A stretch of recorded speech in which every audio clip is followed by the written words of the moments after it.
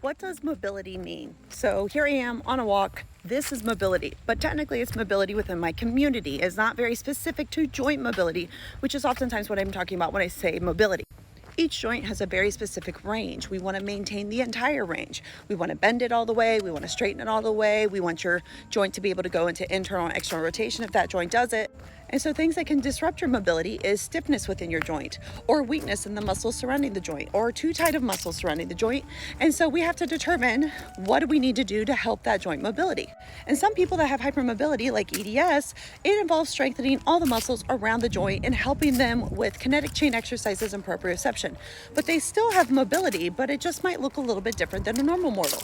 I liken EDS to being like a postpartum. And if you're a postpartum woman with EDS, you're even stretchier than the normal mortal. And my women in perimenopause, they usually have a widespread pain that's like 4 out of 10, and they have multiple joints that are stiff. They have multiple tendinopathy issues happening, glute, they have rotator cuff, Achilles tendonitis, plantar fasciitis, because everything is getting a little stiffer. And so because of that stiffness, there are some issues with how things remodel. And so we have to be very intentional with each stage that we're in. And so with perimenopause, we need to do more mobility. And if you're postmenopausal, 100% we're doing a lot of mobility. And in that perimenopause, menopause group, mobility can look like yoga. A simple example would be sun salutations. Now, sun salutations does not do all joints, but it is a very easy go-to sequence to help with your mobility.